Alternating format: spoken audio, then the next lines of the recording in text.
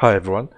Today we're going to go over a couple of my most asked questions regarding the collab, and I figured despite me having talked about them in two separate videos over the collab update videos, I figured we'll have one video talking about them all together, right? And also I have had a little bit more experience using some of them, and I can give you my thoughts on those. Now first off, the first question is, are the collab units worth pulling for? And the simple answer to that is you should always pull collab units no matter what game you are playing. Any game that has a collab unit, you should try to pull for them if they're available. I know in some games like Summoners War, it's just completely random where you get them or not. But if you have actual banners like this game does, then you should try to get them. Because the chances of them coming back are very slim. And if you miss out now, it's quite likely that's going to be it. If they do new collabs, that they'll probably just if they're going to do a collab again, they'll probably do a new collab instead. I think reruns are quite rare. I have seen them sometimes, like in Epic 7 they have had them, but recently even in Epic 7 they haven't done a rerun for quite a few years. So this is pretty much your one chance to get them. Now, Aoba and Kyouka, you'll get them for free. Aoba, you get her in the side story. You just to complete the story missions, you'll get one copy for free. You get, I think, 3 of her dupes from the story missions. And then 6 of her skill ups are from the shop. So you should try to buy those out. You'll get at least a level 9 Aoba for free. And then if you get her resonance key in your commander's office, that's how you max skill her. I haven't bought mine yet, but that's how you get her to max skill. If you were to, if you want to collect everything for her. Kyouka, you just get her from logging in. The event should be completely unlocked for everyone, even if you're starting late. And you should just be able to collect 1 copy of her, and her resonance key will give you 1 skill. All right. This one you can get it on the Resonance Gear banner, so try to get them if you can, but worst case you can also craft them in the commander's office. Unsure of whether they'll remain in there. I imagine they probably should stay in there. However, this is the first collab, so I do not have a guaranteed knowledge about whether that's going to stay or not. If you want to be on the safe side, try to get all of the Resonance Gear before the event ends. Alright, now between Nei and Himari, you'll get one of them for free. This is from the one of the event tickets. It's just like it's not really a selector, but you just open it and you get one. It's a 50-50 chance of getting one of them, right? Now, then if you are still short on resources and you don't know what you should prioritize, in my opinion, the order of prioritization is Nei first. Right? She's the most useful out of these units. However, just keep in mind they all need to be skilled up to be really to get the main abilities that they are used for. But I'll go over that in the second half of the video. Shushu is the next most useful unit, and more of like a PvP unit, I would say. I guess she has some uses in PvE as well, but a little bit more focused for PvP, and I'll go over her skills as well.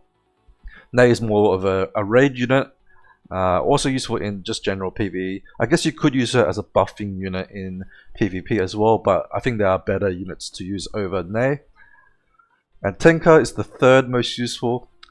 I'll go over her skills in a little bit. I actually found her a little bit more disappointing than I first thought she would be, but yeah, I'll go over that in a second. And Himari is the least useful out of the lot.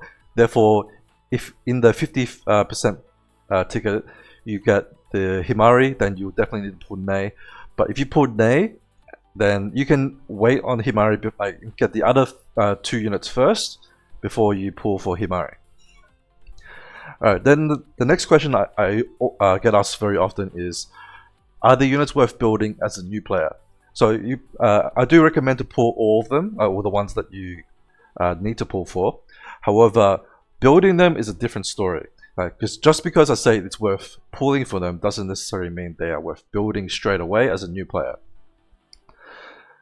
Now, as a new player, you probably won't build any of them just yet. You could maybe build Shushu because she's still useful at level 1 because, well, I guess if I just downgrade it, she will at least have a targeted taunt, which is not terrible, right? And then eventually, which is this one, this will eventually get upgraded to an auto taunt, which will make, that's when she's actually good, right? She needs a few skill levels to get to that point. But as a targeted taunt, it's still okay, right? You could use it if you want to, but I think it'll be cheaper and easier to build a Gin instead, who already has auto taunt. So I don't recommend to build her straight away, but if you really want to build one of the units, then I would say Shushu is the most useful at a low rank. Alright, now next we'll talk about Nei. Nei is probably the best unit overall out of these 6, and I think she will have the most longevity, right? So if you're gonna put in your skill books into a unit, one of these units, Nei is probably the most beneficial because she'll be great in raid, usable in PvP, and decent in like most other PvE areas. But primarily, I think she'll be a long-lasting raid unit, and that's because she does the crit damage buff, which is great for Belina and stuff like that. And she also has this skill, which is a debuff, but it has bypass immunity too. Now, just to give a little bit more context, usually bosses will have immunity, but it doesn't necessarily state whether it's immunity 1 or immunity 2. And what I did was I tried to use Skadi, who has a debuff, right? Oops. Alright, so she has a debuff here, right? Exceptional circumstances, she can bypass immunity 1, which worked on the previous boss. So I tried it on this boss, but hers does not work. However, Nei's one does. And obviously this means that the boss is like, immunity 2, and therefore Nei will work, but Skadi doesn't. This means that I think Nei should be useful for pretty much every boss, right, in terms of like the debuff. It's not as big of a debuff as Skadi, however, it is still useful. It is still a damage reduction, an anti-damage reduction, especially on bosses with max dodge, right, or max mobility, and then some sort of damage dodge reduction. She's also fairly easy to proc her EX ability. Because her EX is the same as Jia Wu, you just have to make sure a couple of units die during the fight, at least like low priority units, and then both of them will both trigger their EX abilities. So that's great for going for high ranks in boss. Then Shushu, she is good because first off, she has a lot of HP, right? This is on max stats. She has 42k HP. I believe that is about the same as Lulula, or maybe slightly more. I'm not 100% sure. But then she is an auto taunt unit. This is even though this lasts infinite turns, and most of the time you only really need 18 turns in PvP. In PvE, this can matter depending on how when there's more units on the field. However, it's more of a I guess just like a little bonus benefit, because I think if to fully utilize her, you want her to be at rank 10 anyway, which means she'll get all the previous skill ups regardless. But at rank 10, she will gain 200% resistance, which is already a lot of damage reduction. That is much better than Nastia's damage reduction, which is max mobility.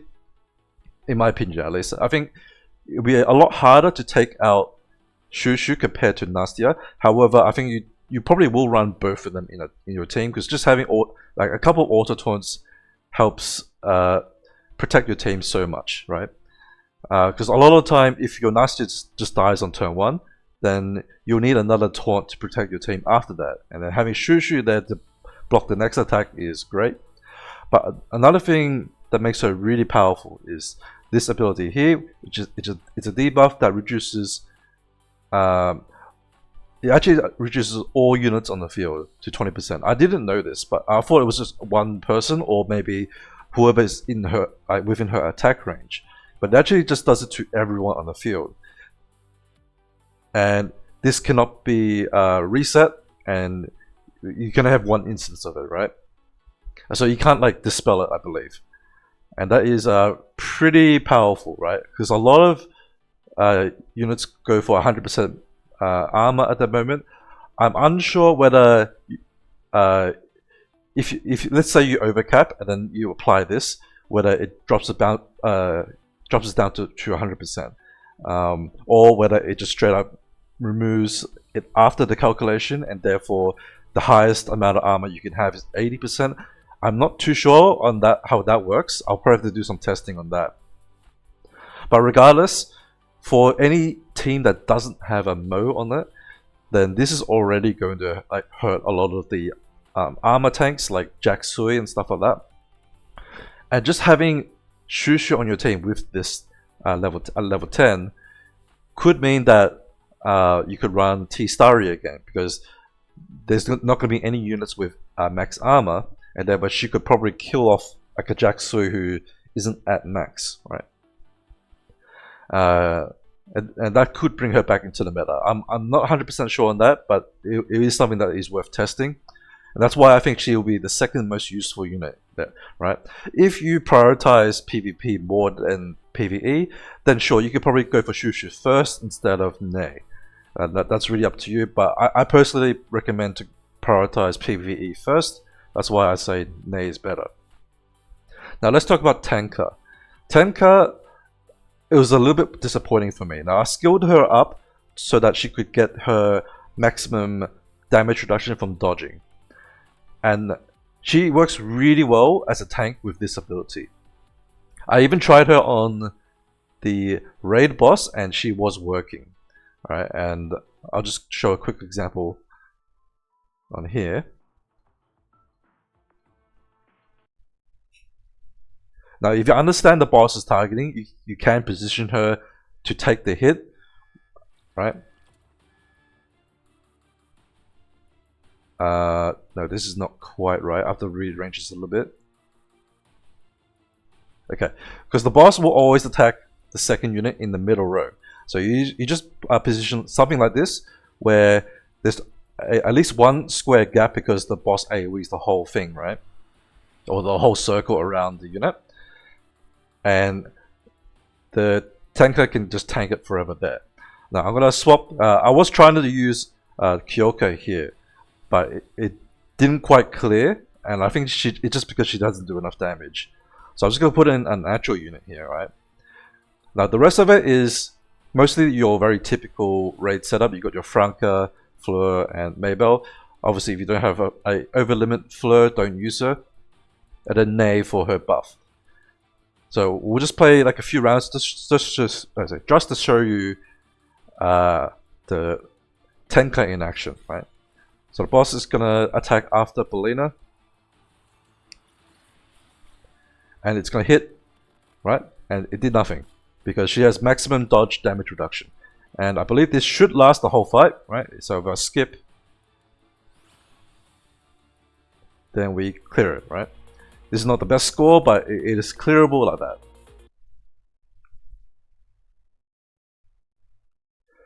Now, the thing that I was disappointed with for her is that in PvP, even though she can dodge a lot of units and stay alive, her damage is actually pretty mediocre. I would say a lot of that is just because she doesn't have great multipliers, and also she has no like well, she does have some damage you ignore with this, but I just didn't find this was doing much damage because a lot of the tank units have a lot of armor and stuff like that, and she's only ignoring resistance, and therefore, yeah, I just didn't find she was just doing anything in the fight. Maybe in when we get like a proper assault type team, she could be a tank in that that sort of team. However, currently in PvP, I think she's just not very good. But I think this 100% dodge damage reduction is useful for Moon Abyss. We don't have a Moon Abyss yet. I'm expecting it to come back probably in another 2 or 3, probably 2 weeks after the collab is probably a good time for them to release it. And then I will try to use her in that, and then I think she'll be good. You have to be careful with your positioning, but if she takes a hit, she should dodge most units. Obviously, there are some units that will do true damage. You have to be careful with those. And that's sort of why I think she's the third most useful.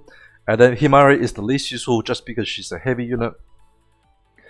I just think she just doesn't do anything at the moment either. Very low damage.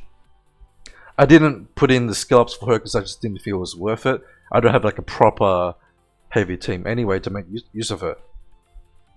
And if you want to build a heavy team, you will have a lot of investment required because you have to build a lot of other units that you probably don't currently have, just to make the team work.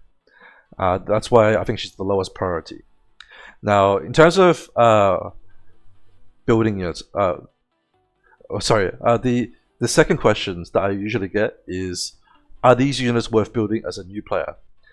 Now, Aoba you get for free, but I think she's not worth building because her attack pattern is like 2 extra units in front of her target, right? Which is 1 more tile over Skadi, which technically is good because he's hitting an extra unit. However, I don't feel like her multipliers do enough. There's very low multipliers, and I just don't think she's going to do enough damage.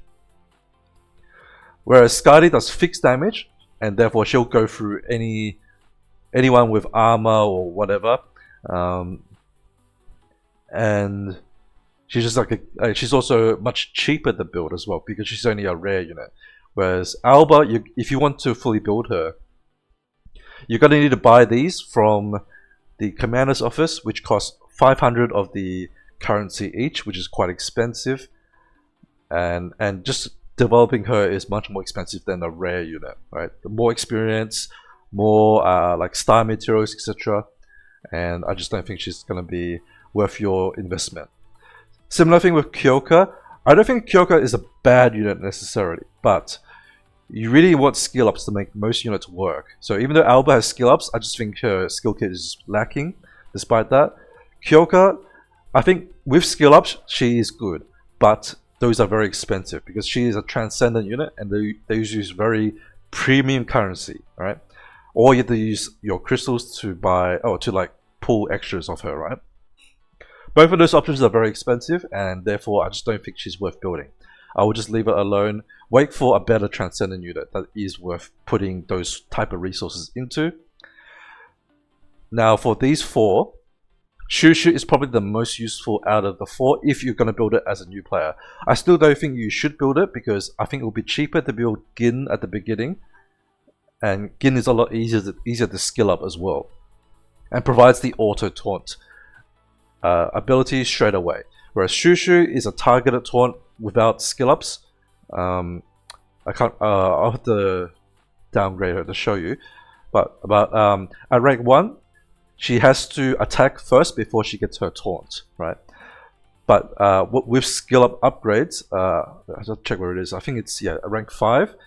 This is when she will. No, it's not rank 5. It's rank 7. So at rank 7, she will auto taunt, right? The taunt applies at the beginning of every round, and that is like basically the bare minimum that you want to be at if you want her to be an auto taunt unit. Whereas Gin can do auto taunt with just awakening her. But if you do want another tank, she is a reasonable tank to use in the early game, especially if you're still waiting for your Farnese. Now the other 3 are just not worth building at all as a new player. Nade really needs skill ups before she is usable at all. Her crit buff is only like 3% or something very low. Crit chance is like 3%. The crit damage is not even there. She needs like at least a few skill ups. I believe rank 5 is her lowest rank required. And if you don't have that rank, then she's not going to do anything for you. So don't waste your early game resources on that. I would highly recommend to check out my previous video from a couple weeks ago talking about the units that you should build as an early game player, and focus on those units first before you worry about your collab units.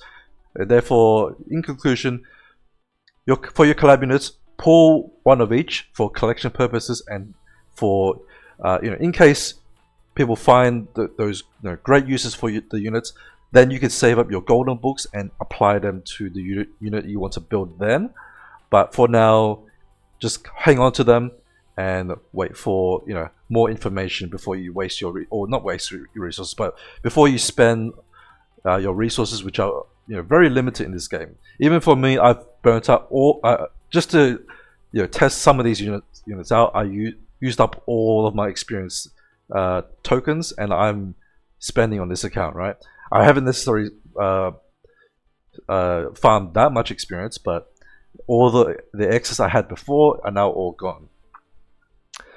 Alright, so I'm going to leave it there. That's pretty much what I wanted to cover. If you have any other questions related to the collabs, then feel free to ask in the comments. I'll try to answer you as soon as possible. But yeah, for now, thanks for watching. Good luck with your pulls, and I'll see you in the next video. Bye bye.